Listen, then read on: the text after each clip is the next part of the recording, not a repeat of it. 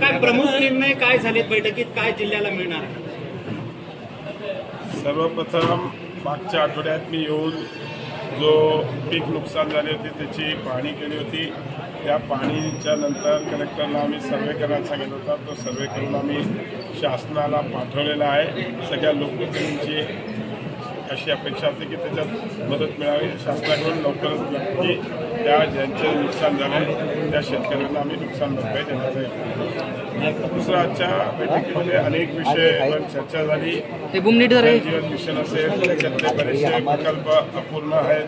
काही ठिकाणी काम झालं आहे, काही ठिकाणी थांबलेलं आहे. त्याच्याबद्दल मुख्यमंत्र्यांशी चर्चा करून एकदा बैठक घेऊन त्या विषयाला मार्गी लावण्याकरता आम्ही पुन्हा, कारण की जलजीवन ही माननीय पंतप्रधानांचे म्हणजे स्वप्नपूर्ती विषय हे आहे योजना, आणि ती काही ठिकाणी टेक्निकल अडचणीमध्ये, काही आर्थिक अडचणीमध्ये अशा आढळल्या, त्याच्यामध्ये लक्ष घालून ते करण्याचा आज आम्ही सगळ्याचं आहे.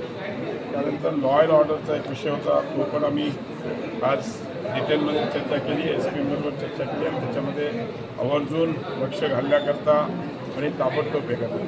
मेडिकल कॉलेजमध्ये जे इफ्लुएंट ट्रीटमेंट पार्ट म्हणजे वेस्ट ट्रीटमेंटचा जो विषय होता, त्याच्यासाठी 75 लाख रुपयाचा निधी लागत होता. तो आज आम्ही आमच्या DPCमधून मंजूर केला. त्याच्यामुळे ATP प्लांट चालू होईल, आणि जी काही नागरिकांची अशी कंप्लेंट होती की ते पाणी गोदावरी नदीत सोडले जाते, म्हणून ते पण यापुढे ATP प्लांट सुरू झाला तर कशा प्रकारचं कुठलंही हे होणार नाही. MSCB हा एक अतिशय गंभीर विषय होता.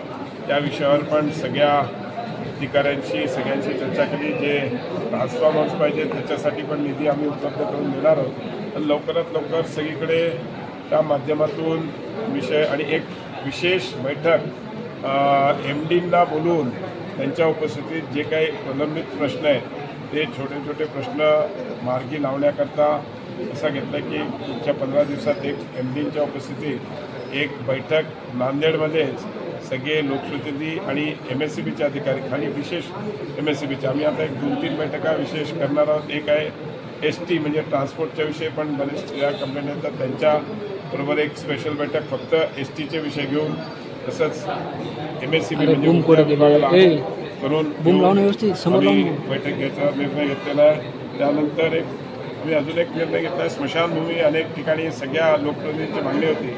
आम्ही आता असं ठरवलं की प्रत्येक लोकप्रतिनिधीला 1 कोटी रुपये निधी हा स्मशानभूमीसाठी, स्पेशल स्मशानभूमीची कामं करण्याकरता प्रत्येक लोकप्रतिनिधीला नेऊन त्याने त्याच्या आपल्या आपल्या भागात, आणि सगळ्यांच्या मागण्या होत्या की आम्हाला स्मशानभूमीसाठी निधी पाहिजे. त्यामुळे त्यामुळे की 1 कोटीचा निधी हा आल्यावर ताबडतोब या सगळ्यांना आपल्या आपल्या भागात स्मशानभूमीची कामं करण्याकरता ते दिला जाईल. तसंच अनेक रस्त्याचे काही विषय प्रलंबित होते, फॉरेस्ट आणि PWDचे, नॅशनल हायवेचे, त्याच्यासाठी पण एक बैठक लावून त्या बैठकीमध्ये ते सगळे प्रलंबित आज चर्चा झाली डिटेल. त्याच्यावर पण जर गरज पडली तर आम्ही माननीय गडकरी साहेबांची, कारण की नॅशनल हायवेशी रिलेटेड काही रस्ते आहेत तर त्याच्यामध्ये पण त्यांच्याशी पण चर्चा करून आम्ही तो करणार आहोत. तसंच एक हेमाडपंथी मंदिरं जी आहेत ती इतर देवस्थानं त्यांना पर्यटन स्थळ किंवा दर्जा मिळवून देण्याकरता एक प्रस्ताव सगळ्या लोकप्रतिनिधी मांडला, तो पण हे ठरवलेलं आहे. आणि सोलार हे माझ्याकडे डिपार्टमेंट असल्यामुळे सर्व शासकीय इमारती ज्या आहेत, ज्या शासकीय कार्यालय आहेत ते डिसेंबरपर्यंत सोलार करण्याचा आम्ही निर्णय घेतला आहे. त्याच्यासाठी 17 कोटीचा निधी आम्ही लागणार आहे, तो आमच्या सर्वेमध्ये आलेला आहे ऑलरेडी आमच्या डिपार्टमेंटच्या माध्यमातून. तर ते आम्ही सोलार जेणेकरून पुढच्या काळामध्ये आपल्या सगळ्या शासकीय कार्यालयाचे एनर्जीचं बिल, MSCBचं बिल कमी होईल, 0 होईल, हा आमचा प्रयत्न आहे. सगळ्या कार्यालयावर सोलार लावायचा आम्ही निर्णय घेतलेला आहे. त्याचप्रमाणे दिव्यांग खातं पण माझ्याकडे, दिव्यांगांसाठी पण जो निधी राखीव असतो, अनेक वेळेस तो अखर्चित राहतो, पण यावर्षी आम्ही निर्णय घेतलेला आहे की 100% तो खर्च आम्ही करू.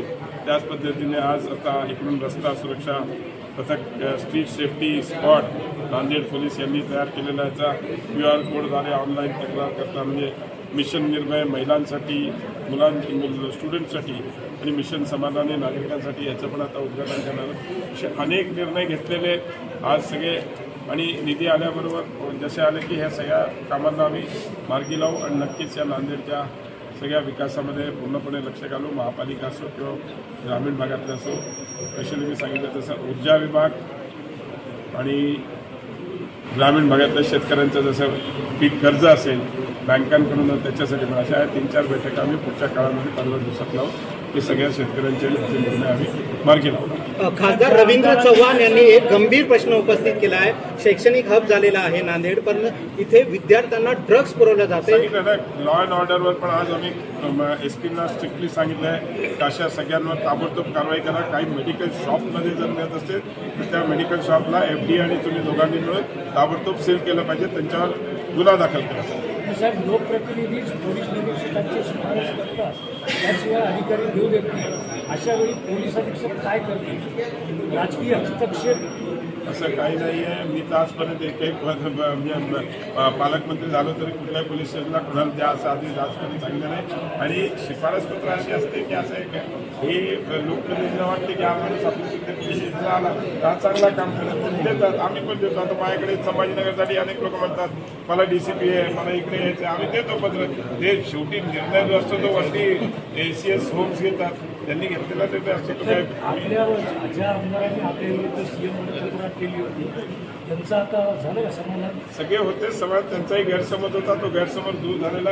आणि आम्ही मित्र पक्षात होतो, त्याच्यामुळे काही त्याचं आम्ही एकत्र काम करायचं. येणारी सत्ता आम्हाला जिल्हा परिषद आणि महापालिकेची एकत्र मिळून आणायची. मागच्या काळात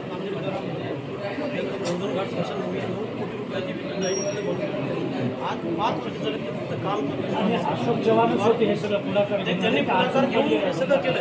नंतर महाजन साहेबांनी ते टीव्हीनं जो खांदार केला हो काय सांगा आता आपल्याकडून दिला जाणारा बोंबा किती